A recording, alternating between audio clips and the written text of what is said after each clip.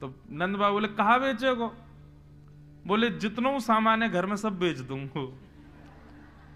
और ठाकुर जी पीछे पढ़ पढ़ के नंदरानी यशोदा से एक दुकान बनवाते हैं अपनी, और वह दुकान में पूरे नंद भवन की सामग्री लेके आ जावे।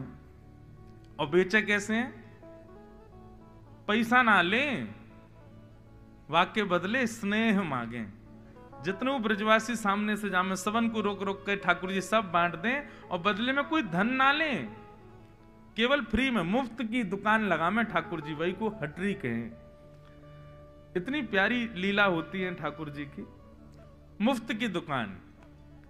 और वहां भीड़ लगे महाराज, पूरे गोकुल के लोग सब आ जाएं, सब मांगवे के काजे, ठाकुर जी सब लुटा दें, और नंद बाबा यशोदा भी लाला को खूब संग दें, सब सामग्री लुटा दें महाराज। तो दीपावली को सब लोग इंतजार करें कि भैया लाला की दुकान पे चलेंगे, क्यों लाला सब मुफ्त में देगो। एक बार कावे हो वहां और भी दुकानें लगती, सारे दुकानदार सब आए नंद बाबा के पास, बोले बाबा तुम हमारी जो है का रोजी रोटी पे जो है का ऐसे आप लोग आक्रमण कर दे हो। नंद बाबा बोले कहा भय हो? बोले लाला जो है का फ्री की मुफ्त की दुकान लगा ले, और सब लोग यहीं ते ले के जामे, हम लोगों ने कोई कुछ खरीद ही ना है, हमारे घर ही ना चले। नंद बाबा ने इस बार दीपावली पर लाल जी से मना कर दिया, बोले लाला अब के दुकान ना लगेगी। ठाकुर जी बोले क्यों ना लगेगी? बोले वो दुकानदार सब कह रहे कि उनकी दुकान में कुछ बिके ही ना है, सब तोते ही लेके जामे, क्योंकि तुम मुफ्त में बांट दे। ठाकुर जी गए और जितने दुकान वाले एक आए उन सबन की सामग्री खरीद लाए, और उन सबन को धन दिया है। बोले मैं बेच दूंगा, तुम लोग धन ले लो, लेकिन मेरी दुकान तो लगेगी। सो ये ठाकुर जी अपनी दुकान खोल के बैठते हैं हटरी, उसमें 7 तारीख को लाल जी विराजे, और फिर उसमें सुख देकर के ठाकुर जी सबको फिर वहीं चौसर खेलते हैं, आनंद करते हैं। तो इतना सुंदर उत्सव में आनंद आता है। ठाकुर जी चौसर खेले, एक पक्ष से किशोरी जी के एक भाव के व्यक्ति बैठे, एक तरफ से ठाकुर जी के, दोनों में चौसर हुई, और किशोरी जी जीत गई उसमें। ठाकुर जी ने अपनी पीतांबरी दाव पे लगाई पहले, किशोरी जी जीत गई। फिर दोबारा में ठाकुर जी ने अपनी बंशी लगाई, किशोरी जी बोली या तो हम जीतेंगे, हार रही थी लेकिन छलबल करके जीत गई। बहुत सुंदर आनंद आया था उत्सव में। तो उत्सव करने हैं ना तो बंधुओं पारंपरिक ढंग से ठाकुर जी के उत्सव करो, किसी का भी जन्मदिन हो आदि कुछ भी हो, फिर देखना आनंद किसे कहते हैं। नंद बाबा के यहां लाला को जन्म भयो, पर नंद बाबा ने सबसे पहले ब्राह्मणों को बुलाया, और ब्राह्मणों ने आकर के मधुर स्वर में वाचयित्वा स्वस्तेनम जात कर्मात्मजस्य वै कारयामास विधिवत पितृदेवार्चनम तथा। स्वस्ति वाचन किया सब ब्राह्मणों ने, वेद ध्वनि से ठाकुर जी का उत्सव प्रारंभ हुआ। सबसे पहले ब्राह्मणों ने वेद ध्वनि की है, और उसके बाद ठाकुर जी ने सबको बधाई हो कह करके नंद बाबा ने सबको बधाई दी। सब ब्रजवासी गा रहे हैं, नाच रहे हैं, आनंद मना रहे हैं। सब आकर के लाला को आशीर्वाद दे रहे हैं। जुग जुग जीवेरी यशोदा मैया तेरो ललना, जुग जुग जीवेरी यशोदा मैया तेरो ललना, जुग जुग जीवेरी यशोदा मैया तेरो ललना, जुग जुग जीवेरी यशोदा मैया तेरो आज ललना। ये मंच पे इतने सारे गोपाल जी बैठे हैं, इन सबन की मैया सजा सजा के इनको यहाँ बैठा गई हैं, तो इन्हीं की सबरी मैयान को हम लोग कह रहे हैं हे जुग जुग जीवेरी यशोदा मैया तेरो ललना, जुग जुग जीवेरी यशोदा मैया तेरो ललना। अरे हाँ तेरो ललना नंद रानी तेरो ललना, तेरो ललना नंद रानी तेरो ललना, तेरो ललना महारानी तेरो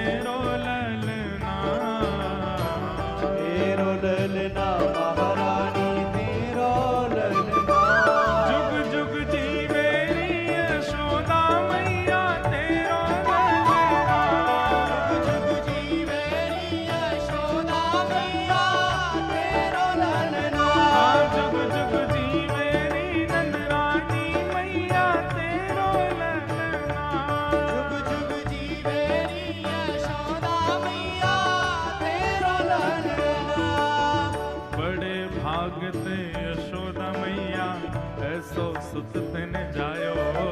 बड़े भाग ते यशोदा मैया ऐसो सुत तिन जायो। बड़े भाग ते यशोदा मैया ऐसो सुत तिन जायो। बड़े भाग ते यशोदा मैया ऐसो सुत तिन कैसो सुत? पूर्ण ब्रह्म जगत को स्वामी सो तिन गोद खिलायो। पूर्ण ब्रह्म जगत को स्वामी सो तिन गोद खिलायो। पूर्ण ब्रह्म जगत को स्वामी सो तिन गोद खिलायो। पूर्ण ब्रह्म जगत को स्वामी सो तिन गोद खिलायो। या तू मगवाने झूलन वा तेरो ललना। या तू मगवाने झूलन वा तेरो ललना। जुग जुग जीवे रे नंदरानी मैया तेरो ललना। बोल नंद के लाला के बधाई हो।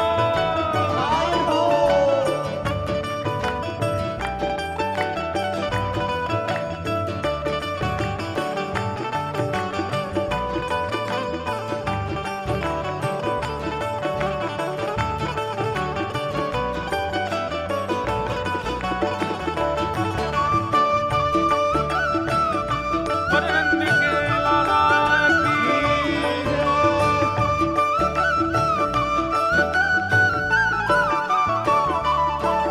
ओ धन घड़ी जब होए यशोदा मैया कह के बोले।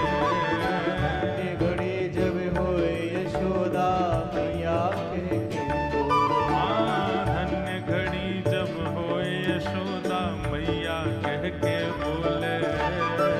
ये घड़ी जब होए यशोदा मैया और? कह के बोले। नूपुर बांध दो चरणन में घुटमन घुटमन डोले। नूपुर बांध दो चरणन में घुटमन घुटमन डोले। नूपुर बांध दो चरणन में घुटमन घुटमन डोले। नूपुर बांध दो चरणन में घुटमन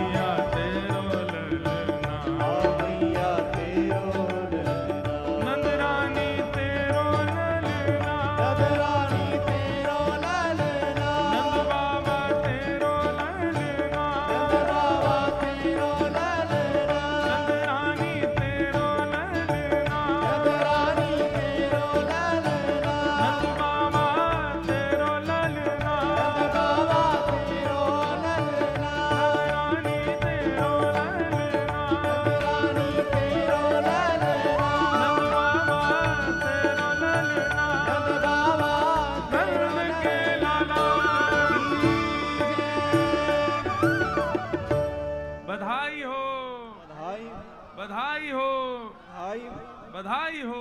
हाय।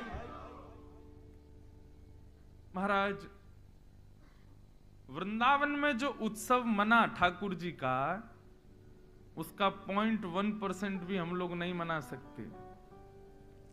ऐसा वर्णन किया गया है कि महाराज देखो, नृत्य अच्छा कब होता है, नाचना अच्छा कब होता है? या तो कोई सीख करके नृत्य करे, परंतु कई बार सीखे हुए लोगों का नृत्य भी कभी कभी फीका लगता उन लोगों के आगे जो बस आनंद उत्सुक होकर के बस नाचने लगते हैं। ये भी विचार नहीं करते कौन क्या सोचेगा, बगल वाला क्या पूछेगा, ये लोग क्या देखेंगे, नहीं, इन सब का विचार ना करके बस नाचता है, उसका नृत्य श्रेष्ठ है। ब्रजवासियों की स्थिति ऐसी ही है। अब यहाँ 4 लोग उठते हैं, बाकी के लोग उनको देखते हैं, कैसे नाच रहे हैं देखो। क्यों ऐसा विचार करने? देखो, हमारी तो मर्यादा है कि हम व्यासपीठ से उठ नहीं सकते। यदि हमको उठने की अनुमति मिल जाए तो आप लोग तो कुछ नहीं नाचते, हम ऐसा नाचें लाल जी के उत्सव में। तो नृत्य श्रेष्ठ कब? जब हम अभिमान शून्य हो जाएं, कौन क्या विचार करेगा। और समस्त ब्रजवासियों की स्थिति ऐसी हो गई। ब्रजवासियों को यह नहीं लग रहा है कि नंद बाबा के लाला भयो हम क्यों नाचें। अरे नहीं भैया, हमारी लाला भयो है, सब नाच रहे हैं। अवाद्यंत विचित्राणि वादित्राणि महोत्सवे। महाराज, इतना आनंद भर गया ब्रजवासियों में। कल मैं बता रहा था ना कि नंद बाबा अटारियों पर चढ़ के लुटावें और ब्रजवासी लूटे नहीं, ऐसे पकड़ करके पीछे लुटावें। मतलब नंद बाबा ने जितना लुटाया एक भी ब्रजवासी के पास नहीं गया, सब ब्रजवासियों ने भी लुटा दिया पीछे की ओर, कोई अपने पास नहीं रख रहा है। हमारी आपकी तरह नहीं दूसरे के भी छीन के भाग रहे, ये मुझे दे रहे थे महाराज, जितने ने बीच में हाथ लगा दिया, नहीं, सब एक दूसरे को बांट रहे हैं। और स्थिति ये हो गई भैया, 6 महीना तक नंद बाबा लुटाते ही रहे, लुटाते ही रहे, लुटाते ही रहे। अब तो ऐसी स्थिति हो गई कि लोगों के घर भर गए, जेब भर गई, अलमारियां भर गई, जगह ही नहीं बची, कहां रखें सामान, इतना लुटा रहे नंद बाबा। तो जितना लुटा रहे थे नंद बाबा, वो सब वृंदावन की रज में ही मिल गया। मानो रजों ने लूटा हो, वृंदावन ने लूटा हो, ब्रजधाम ने लूटा हो ठाकुर जी की बधाई को।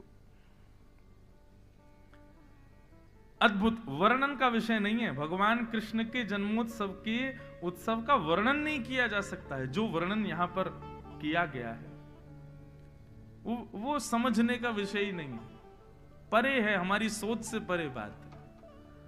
अवाद्यंत्र विचित्राणि, इसके पीछे मैं कभी कभी उदाहरण देता हूं कि भैया उत्सव चल रहा है, वाद्य बज रहे हैं, वाद्यों की अवधि होती है, 2 घंटा बजेंगे, 4 घंटे बजेंगे, 10 घंटे बज जाएंगे, 1-2 दिन बज जाएंगे, लेकिन 6 महीना तक कौन सा वाद्य बजेगा? 6 महीने तक अनवरत दिन रात वाद्य बज रहे हैं। तो भैया वाद्य तो 2-4 दिन में सब खत्म हो गए, टूट टाट गए। उसके बाद क्या बज रहे हैं? बोले विचित्र विचित्र वाद्य बज रहे हैं, थाली बज रहे हैं, कांसे बज रहे हैं, ढोल वगैरह तो बचे नहीं, तो दीवार ही पीट रहे हैं लोग, जमीन ही बजा रहे हैं, एक दूसरे की कमर पे तबला बजा रहे हैं, खोपड़ी पीट रहे हैं। इस प्रकार मुंह से विचित्र विचित्र आवाज निकाल रहे हैं। अवाद्यंत्र विचित्राणि वादत्राणि महोत्सवे। बस उत्सव रुकना नहीं चाहिए। 4-4, 10-10 लोगों के झुंड बन गए और आपस में सब बैठ बैठ करके केवल बधाइयां गा रहे हैं, कान पे हाथ धर धर के, सब चारों ओर से घेर रखा है नंद भवन को। वो स्थिति विचार करते हैं, कभी सोचते हैं तो लगता है कैसी रही होगी।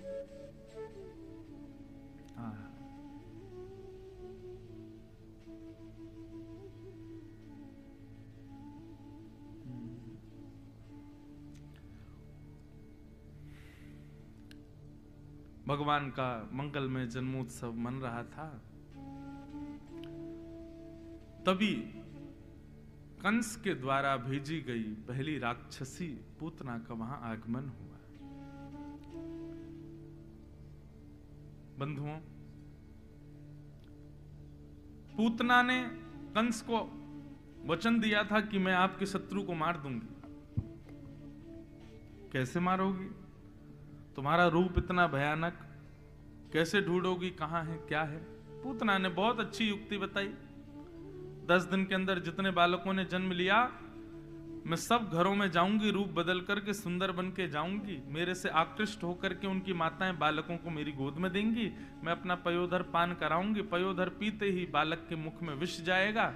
मैं अपने विष लगा के जाऊंगी पयोधर में, विष पीते ही बालक मर जाएगा। और पूतना ने एक अत्यंत सुंदरी का रूप धारण किया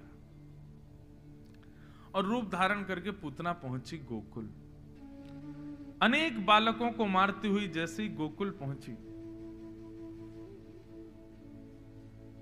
पूतना को लग गया कि जरूर महाराज कंस के शत्रु का जन्म यही हुआ है।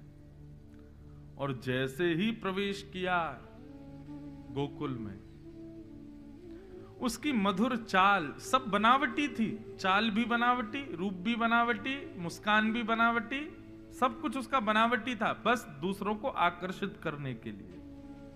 क्यों? क्योंकि पूतना जानती है कि मानव स्वभाव है, वो अनजान व्यक्ति पर भी विश्वास कर लेता है यदि उसके वस्त्र सुंदर हो और रूप सुंदर हो। ये हमारा स्वभाव है कि नहीं? कोई अनजान व्यक्ति हो लेकिन उसके वस्त्र ज्यादा बढ़िया ना हो, रूप भी इतना सुंदर ना हो, हमारा विश्वास नहीं होगा। लेकिन अनजान व्यक्ति है, वस्त्र अच्छे पहने, रूप अच्छा है, तो हमारा उस पर विश्वास अपने आप हो जाता है। बुरा नहीं मानिएगा, पर बंबई अधिकतर पूतना की नगरी है। आप सब नहीं, पर यहां पर सब बनावटी रहते हैं, सबको लुभाने वाले, सबको अपनी ओर आकृष्ट करने वाले, आकर्षण करने वाले। उनका चेहरा बनावटी, वस्त्र बनावटी, हंसी बनावटी, बाल बनावटी, नाक बनावटी, आंख बनावटी, बोली बनावटी। आप लोगों की नहीं कह रहा, मैं उन लोगों की बात कर रहा हूं जो सबको और कौन आकर्षित करते हैं ये सब जानते हैं। कौन आकृष्ट करता है सबको, सबको पता है। एक ऐसी इंडस्ट्री है यहाँ पे जो सबको केवल अपनी अंदर से भयंकर टूटे हुए हैं, अंदर से रो रहे हैं, चीख रहे हैं, चिल्ला रहे हैं, लेकिन अपने रूप आवरण ऐसा बनाएंगे कि महाराज सामने वाला कहे ओहो यही है बस।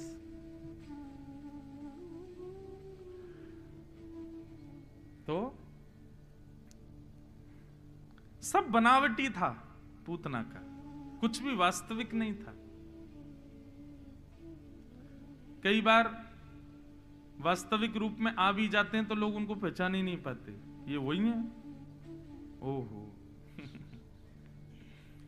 मेरा अभिप्राय मेकअप से मत लेना आप लोग, सौंदर्य जो बाह्य लगाते हैं उससे नहीं। हम अपने विषय पे ही चलें। तो पूतना को देख के सब मोहित हो गए। पूतना को देखना तो बहुत दूर की बात है, पूतना की जो गजगामिनी चाल थी, उस चाल में भी उसके नूपुरों की जो छम छम छम, एक समय की अवधि पर आने वाली उसकी नूपुरों की जो ध्वनि थी ना, उस पर भी ग्वाले मोहित हो गए।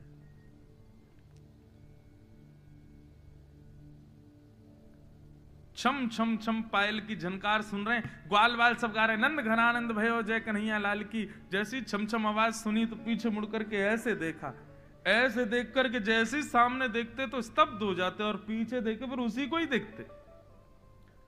नूपुरों की ध्वनि देखो, गजगामिनी चाल देखो, इसकी मनोहर नेत्र देखो, नाक देखो, मुस्कान देखो, सब मोहित हो गए पूतना के ऊपर। कितनी सुंदर। आप कहेंगे कि पुरुष मोहित हुए होंगे ना, गोपियां भी मोहित हो गई। कुछ गोपियों के पास जाकर के पूतना ने केवल इतना कहा, अरे सुनो ये नंद भवन कहाँ है? तो पहले तो स्वर सुन के गोपियों के आंख बंद हुए, बोले आहा इतने मधुर स्वर, कौन है भैया? पीछे मुड़ करके देखा तो रूप देख करके तो मुंह खुले रह गए, आंखें खुली रह गई, इतनी सुंदर। भैया हमने तो ब्रज में कभी इतनी सुंदर कोई देखी नहीं, कौन है ये? नंद भवन कहाँ है? बोले ये 2 यमलार्जुन के जो वृक्ष जिस आंगन में है वो ये नंद भवन। जाओ। 2-4 ग्वाले तो दौड़े दौड़े मैया के पास गए, बोले मैया तू बहुत पीछे पड़ी रहे, मेरा ब्याह कर ले, मैं तैयार हूं ब्याह करवे को। कौन ते करेगा? देख वो जा रही का बात करा दे, कितनी सुंदर है मैया, यही ते करा दे हमारा ब्याह। कहने का अभिप्राय पूतना ने सबको अपनी ओर आकर्षित कर लिया अपने रूप से, अपने भाव से, अपनी बोली से, जो कि सब बनावटी था। पूतना ने जैसे ही नंद भवन में प्रवेश किया, यशोदा मैया भी मोहित हो गई पूतना के ऊपर, इतनी सुंदर। अरे विधाता, मेरो लाला या तो कछु साल पहले ही जन्म ले ले तो, या ये कछु साल बाद जन्म लेती तो यही तो ब्याह कराती अपने लाला को, इतनी सुंदर बहू।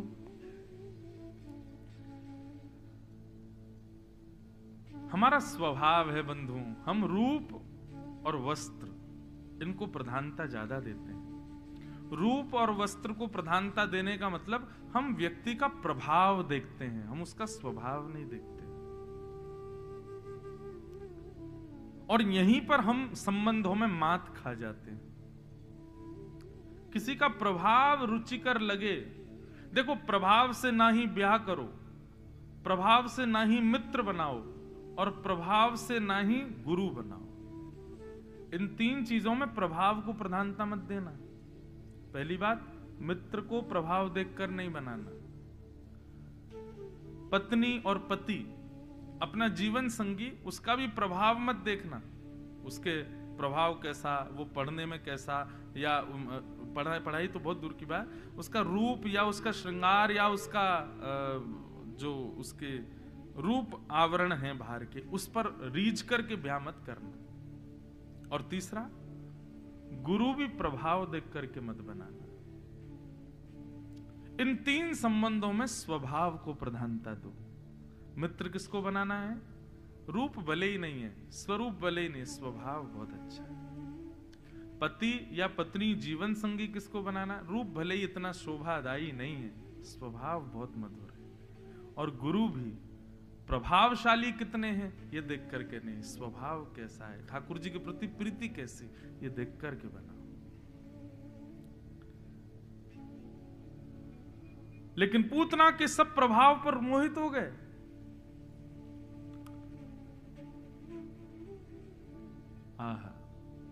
इतने में ही कुछ सखियां आई, आकर के नंदरानी को बोली कि चलो बाहर कुछ करना है, कोई पूजा करानी है लाला के लिए। तो यशोदा मैया बोली अब कैसे जाऊं, लाला तो अभी सोयो है। पूतना बोली मुझे दे जाओ। और मैया को इतना विश्वास कि यशोदा मैया ने लाला को दे दिया और चली गई। अब देखो अब हुआ क्या, जिसके रूप पर, जिसकी चाल पर, जिसकी बोली पर, जिसके एक एक अंग पर सब मोहित हो गए, ठाकुर जी ने उसकी गोद में जाके आंखें बंद कर ली। आंख तो बंद करी करी, ऊपर से हाथ और रख लिए यूं। 6 दिन के ठाकुर जी। क्या फायदा ऐसे प्रभाव का जिससे संसार रीझ गया लेकिन ठाकुर जी नहीं रीझे। मीराबाई को कोई फिक्र नहीं थी कि मुझसे कोई रीझे ना रीझे, मेरे श्याम सुंदर मुझसे रीझे बस।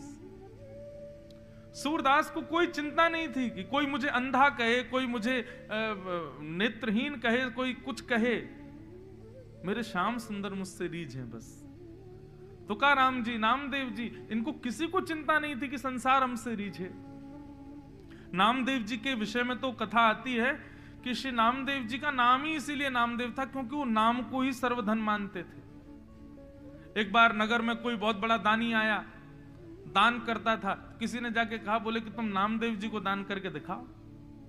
नामदेव जी को बुलाया तो नामदेव जी बोले, भैया देखो ना तो हम संत हैं ना हम ब्राह्मण हैं, हमको क्या दान दोगे। दानी व्यक्ति उसने कहा नहीं नहीं देना तो आपको ही, आप आओ। नामदेव जी पहुंच गए। नामदेव जी बोले शर्त हमारी ये रहेगी जो हम मांगेंगे वो देना पड़ेगा। बोले आप मांगो क्या चाहिए। नामदेव जी ने एक तुलसी पत्र पर रा लिखा, केवल रा। और उस तुलसी पत्र को तराजू के एक पल्ले में रखा, बोले इसके समान भार भर करके सोना चांदी जो तुम देना चाहो दे दो। पूरा राम नाम भी पूरा नहीं लिखा, रा लिखा केवल। दानी हंसने लगा, बोले आपको शर्म नहीं आ रही होगी मांगने में, मुझे देने में आ रही है। नहीं नहीं, पड़ला भारी हो जाएगा आपका, मैं लेके चला जाऊंगा। तो बेचारे ने मन में विचार किया कि अब रा अक्षर लिखा है तुलसी पत्र के ऊपर, तो 1 तोला 2-4 तोला सोना उसमें दूसरे पल्ले में रख दिया, परंतु भारी नहीं हुआ। थोड़ा और सामग्री मंगा करके रख दी, लेकिन भारी नहीं हुआ। थोड़े और आभूषण मंगा करके रख दिए, नहीं भारी हुआ। अब तो महाराज लगे भरने सब लोग पडले को, लेकिन रा नाम युक्त तुलसी पत्र से जो पडला झुका हुआ था वो उठे ही नहीं। इतनी संपत्ति महाराज भर दी, राजा ने अपनी पूरी संपत्ति लगा दी, लेकिन उस रा अक्षर के समान संपत्ति नहीं हो पाई। अंत में ब्राह्मणों ने आकर के कहा, बोले राजन तुम समझ नहीं रहे हो, ये इनका भजन है एक पडले में, तुम एक काम करो, तुम बहुत भजनानंदी हो, तुमने असंख्य दान किया है, तुमसे बड़ा दानवीर पूरे सृष्टि में कोई नहीं है। आज तक तुमने जितने पुण्य किए हैं उन पुण्यों का बल हाथ में लेकर के जल वो छोड़ो, तब ये ऊपर उठेगा। राजा ने किया। महाराज अपने सारे समस्त जीवन के पुण्य का बल हाथ में लेकर के संकल्पित करके पडले पर छोड़ा, तब भी वो रा शब्द ऊपर नहीं हुआ। अंत तो गत्वा नामदेव जी के चरणों में गिर गया। बोले कैसे होगा ये? बोले राजन भगवान नाम महिमा है ये। ठाकुर जी के नाम को तुम पूरी सृष्टि भी रख दोगे तो भी ये ऊपर नहीं हो पाएगा। मैं तुमको यही बताना चाहता हूं, मुझे दान की आवश्यकता नहीं। क्यों? क्योंकि ये राम नाम मेरे पास है। मेरे पास में वो नाम विद्यमान है जिसके आगे तुम्हारा पूरा वैभव फीका पड़ जाएगा, उसकी तुलना नहीं कर पाएगा। तो मेरे पास तो ये है। अब तुमको भी यही कहना चाहता हूं, ये ज्यादा अपने धन प्रलोभ में मत रहो, सबको दान देते मत रहो। देना है तो सबको राम के नाम का दान करो, सबको कृष्ण नाम दान करो। तो ये भक्तजन, इनको फर्क नहीं पड़ता कि संसार में हमसे कोई रीझे नहीं रीझे, हमारे श्याम सुंदर रीझे बस। रूठे चाहे राजा वासे कछु न काजा, एक तू ही महाराजा और कौन पास जाएंगे। रूठे चाहे भाई वासे कछु ना भलाई, एक तू ही है सहाई और कौन को सराए। रूठे चाहे शत्रु और मित्र आठों याम, एक तेरे चरणन के नेह को निभाएंगे। जग सारा झूठा एक तू ही है अनूठा, रूठ जाए चाहे सारा जग पर तू ना रूठा चाहे। कोई भी रूठ जाए हमसे, हमारे पंडरीनाथ हमसे कभी ना रूठे। पूतना का कितना बड़ा दुर्भाग्य, कितना बड़ा दुर्भाग्य। भगवान के पास चली गई, भगवान के सन्मुख चली गई, ठाकुर जी उसकी गोद में लेटे, लेकिन फिर भी ठाकुर जी के नेत्रों की पात्र नहीं बन पाई वो। कितना बड़ा दुर्भाग्य है पूतना का। मुझसे यदि पूछा जाए कि राक्षसों में सबसे बड़ा दुर्भाग्यशाली कौन, तो पूतना है। इतना सामीप्य मिल गया उसको भगवान का, फिर भी भगवान के नेत्रों की पात्र नहीं बन पाई। बंधु, हम भक्ति क्यों करते हैं? आपके जो भी डेफिनेशन है, आपकी जो भी इच्छाएं हैं अपने पास, आप उसको सजा के रखिए, लेकिन मेरी एक बात मानिए, हम भक्ति इसीलिए करते हैं, हम वैष्णवता इसलिए अपने जीवन में ला रहे हैं, हम भागवत सुनकर के इसलिए भक्ति पथ के अनुगामी बन रहे हैं, ताकि ठाकुर जी के नेत्रों के पात्र बन सके। ठाकुर जी हमको निहारे हैं, इसलिए हजारों लाखों लोग वृंदावन जा रहे हैं। बिहारी जी का दर्शन, राधा वल्लभ जी का दर्शन, राधा रमन जी का दर्शन। वृंदावन में आज भी सुबह की हेडलाइन थी कि कल करीब 5 से 7-8 लाख लोग थे वृंदावन में। यह विशेष बात नहीं है कि वृंदावन में 10 लाख लोग आ रहे हैं, यह विशेष बात है कि 10 लाखों में बिहारी जी किसको निहार रहे हैं, बिहारी जी की दृष्टि किस पे पड़ रही है। श्री राधारमन लाल जी को कौन, राधारमन लाल जी किसको देख रहे हैं? सब राधारमन जी को देख रहे हैं, ये बड़ी बात नहीं, उनकी दृष्टि किस पर पड़ रही है, ये बड़ी बात है।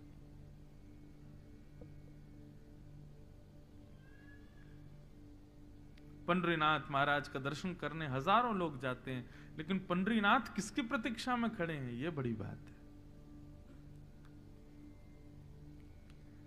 पूतना का दुर्भाग्य, भगवान उसको देख नहीं रहे, इतने समीप होकर के भी। तो पूतना के इस प्रसंग से हमने क्या सीखा कि भैया ठाकुर जी के सन्मुख जाने का सबको अवसर मिलता है, कहीं हम पूतना बन के तो नहीं जाते। और पूतना ने गलतियां क्या की, बहुत सारी गलतियां हैं पूतना की, लेकिन कुछ गलतियां ऐसी हैं जो हमको भी नहीं करनी है। सबसे पहली गलती पूतना की क्या है? सबसे पहली गलती पूतना की है कि पूतना आई है, ठीक है राक्षसी है, भगवान को मारने आई है। कितने राक्षस आते हैं भगवान के पास, लेकिन पूतना ने गलती क्या की,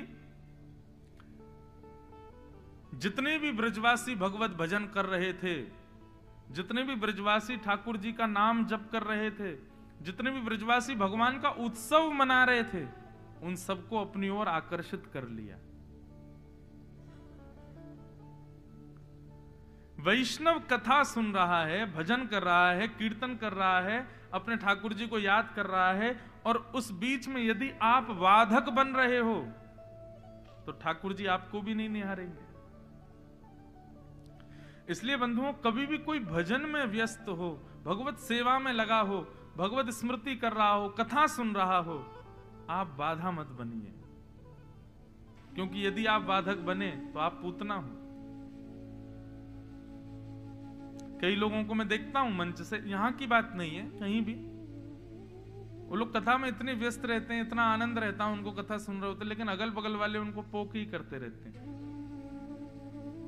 उनको छेड़ते रहेंगे, कोई ना कोई बात बोलते रहेंगे। व्यास जी तो बढ़िया है, चुटकुल्ला तो सुनाते नहीं कथा में, व्यास जी तो बढ़िया, भजन तो गा ही नहीं रहे, इतनी देर हो गई, ऐसा कुछ गा ही नहीं रहे जिस पे हम नाचें। ऐसी ऐसी बातें करके जो दूसरों को कथा सुनने से रोकते हैं, वास्तव में वो पूतना ही हैं। ठाकुर जी उनको देखेंगे नहीं। कई लोग मंदिर जाते हैं, मैं वृंदावन रहता हूं ना, तो मैं मंदिर जाने का समय ऐसा रखता हूं कि ज्यादा भीड़ ना हो। क्यों? क्योंकि अब क्या है कि हम कथा करने लग गए, लोग बाग जानते हैं, तो मंदिर में ठाकुर जी के सामने हम पहुंचे तो फिर सब लोग फिर प्रणाम करते हैं, वंदन करते। अब उनकी प्रणाम नहीं लो तो बुरा लगता है, और प्रणाम लो तो फिर ये लगता है ठाकुर जी यूं कहेंगे दारी के आगो यहाँ पे मोए प्रणाम करवावे की जगह खुद प्रणाम करवा रहा है, तो बड़ा विचित्र लगता है। तो इसलिए मैं अधिकतर या तो शयन कर रहे हो ठाकुर जी तब जाता हूं, या सुबह सुबह मंगला में 4 बजे, ताकि उस समय ज्यादा लोग पहचाने ना, और थोड़ा हुलिया बदल के जाते हैं, थोड़ा बदल के अपने आप को, ताकि लोगों को ज्यादा पता नहीं चले कौन है, तो उससे फायदा रहता। लेकिन कई लोग ऐसे मैंने देखे मंदिर में, वो ऐसे बन के जाएंगे या फिर अपना ऐसा प्रभाव बिखेरते हुए जाएंगे कि सबकी नजर उन पे ही चली जाती, राधारमन जी को कोई निहारता नहीं। मुझे फिर मन में ये आता, देखो आ गई पूतना, देखो सबको अपनी ओर आकृष्ट कर लिया। ऐसी कथाओं में भी यदि कोई विघ्न डालता है, कथा के बीच में कहीं संत आमे, महापुरुष आमे, कोई श्रेष्ठ जन आमे, जो उस कथा को और सजाने वाले हैं, उनसे दिक्कत नहीं, पर कथा के बीच में कई बार ऐसे लोग आते हैं, वो सबको चीड़ते हुए जाएंगे, पूरी जनता को कूद फांद करते हुए बैठेंगे, कहीं पे कुछ कहीं पे कुछ, तो सबका आकर्षण जब उनकी ओर जाता है तो फिर मुझे लगता है, मैंने कहा काय को पूतना बन रहे हो भाई, कथा में तो झुक करके आए, बैठ गए, पता भी नहीं चला कहां बैठे कैसे बैठे।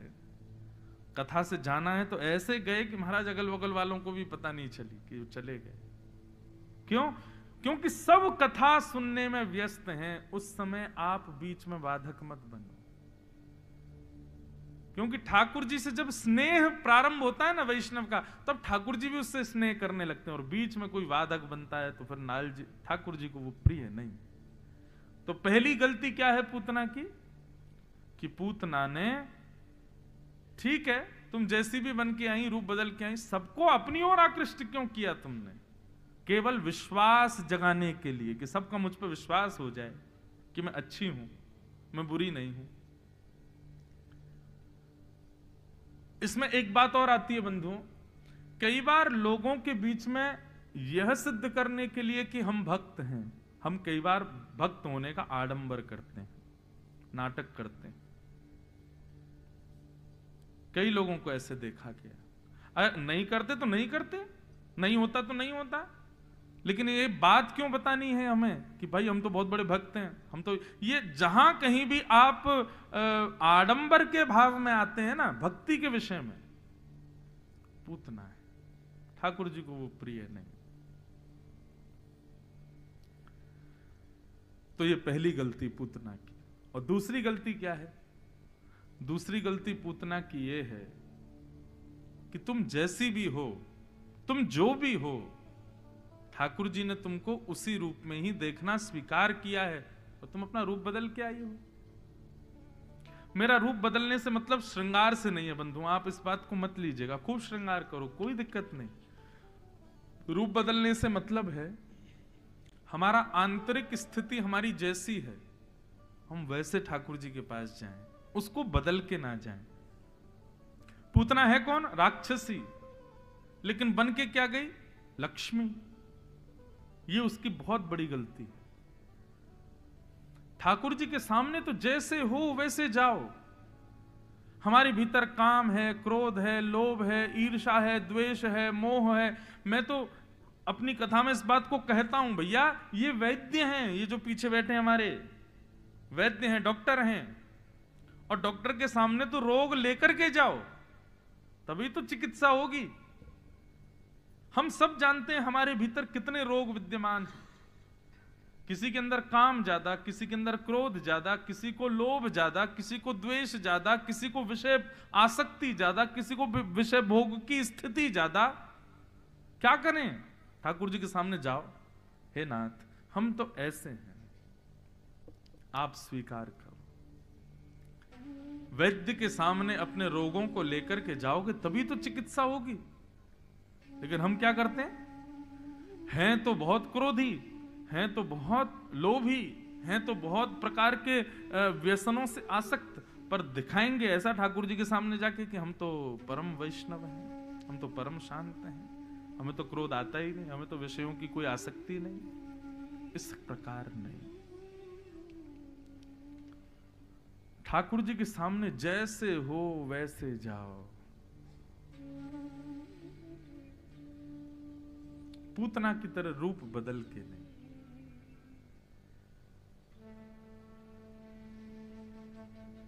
पूतना गई, भगवान को जैसे ही गोद में लिया, अपने पयोधर को भगवान के मुख में दिया। भगवान ने पहले तो विष को पिया, फिर उसके दुग्ध को पिया, फिर पुण्यों को पिया, पापों को पिया। अब यहां पर यह बात आती है पुण्य पिए और पाप पिए। तो पाप पिए ये तो समझ आता है, ठाकुर जी ने विष पिया, दूध पिया, पाप पिए, लेकिन पुण्य? पूतना से भी कोई पुण्य हो गए थे क्या? ये भी कोई पुण्य कर सकती है? तो ये प्रश्न हमने अपने गुरुदेव से किया। मैंने कहा पूतना ने क्या पुण्य किया? तो गुरुदेव ने कितनी अच्छी बात कही। बोले देखो, पूतना मथुरा से निकली है, किस आशय से निकली है? कंस के शत्रु को मारने के लिए। लेकिन कंस का शत्रु कौन है? श्री कृष्ण है। व्यक्ति जब अपने घर से भगवद समीप जाने के लिए निकलता है तो उसको प्रत्येक पग पर अश्वमेध यज्ञ का पुण्य प्राप्त होता है। जब आप मन बनाते हैं कि चलो हमको पंढरपुर जाना है दर्शन करने के लिए, तो आप जैसे ही अपने घर से निकलते हैं पंढरपुर जाने के लिए, आपके पुण्य तभी बढ़ने लग जाते हैं, क्योंकि आप अपने विषयासक्ति के लिए नहीं जा रहे हो, आप भगवत दर्शन के लिए प्रस्थान कर रहे हो। तो वो पुण्य के भागीदार बनाता है आपको। पूतना जब मथुरा से गोकुल की ओर जा रही है तो उसको पग पग पर यज्ञ प्राप्त हो रहे हैं, उसको पग पग पर पुण्य प्राप्त हो रहे हैं। और भगवत प्राप्ति, भगवान को यदि पूतना को मारना है तो पहले उसके पुण्य खत्म करने पड़ेंगे, इसलिए भगवान ने पुण्यों को पिया। तो विष को पिया, दुग्ध को पिया, पुण्य पिए, पाप पिए, और सबको पीते पीते पीते पीते पीते पीते ठाकुर जी ने जैसे ही प्राणी समम रोष समन वितो पिबत, जैसे ही भगवान ने उसके प्राणों को निकालना प्रारंभ किया, घबराहट होने लगी पूतना को, अपने वास्तविक रूप में परिणत होने लगी, विशाल विकराल प्रचंड स्वरूप उसका प्रकट हो गया। और जैसे ही प्रचंड रूप में आई पूतना, बालक छोड़, बालक छोड़, बालक छोड़ चिल्लाने लगी। तब ठाकुर जी ने आंखों से हाथ हटाया, तब देखा पूतना को, अच्छा मौसी जी ऐसी हो, बहुत सुंदर बन के आई थी। और प्राणे समम गाढ़म कराभ्याम भगवान प्रपिड्य तत् प्राणे समम रोष समन्वितो पिबत, जैसे ही भगवान ने उसके प्राणों को पिया, पूतना का विशाल विकराल शरीर नंद भवन के पीछे धड़ाम से गिरा और नष्ट हो गई पूतना। बोलो पूतना मदन भगवान की। देखो भगवान ने कब उद्धार किया पूतना का? जब वो अपने रूप में आई। जब तक आप वास्तविक नहीं जाओगे ठाकुर जी के सामने, तब तक आपका कल्याण उद्धार होना असंभव। मैं अपनी कथाओं में कहा करता हूं बंधुओं, भगवान वेणु क्यों बजाते हैं, वंशी क्यों बजाते हैं? क्योंकि वंशी का स्वभाव स्वरूप क्या है। इतने सारे साज हैं, पर हर साज अपने अंदर के पोलेपन को छुपाता है। वेणु कभी नहीं छुपाती, वंशी प्रकट करती। वंशी अपने अवगुणों को बताती है कि नाथ मेरे अंदर कुछ भी टिक नहीं सकता, जल डालोगे निकल जाएगा, वस्तु डालोगे निकल जाएगी, हवा डालोगे वो भी निकल जाएगी, मैं किसी को साध नहीं सकती, ये मेरा अवगुण है। भगवान ने कहा तुम वास्तविकता में हो, तुम अपने अवगुण को स्वीकार कर रही हो, इसलिए तुम्हारा स्थान हमारे अधर है। व्यक्ति अपने अवगुणों को स्वीकार तो करे। भाई देखो सद्गुण संपन्न कोई नहीं है संसार में, मेरे अंदर भी अवगुण है, मैं भी किसी ना किसी अवगुण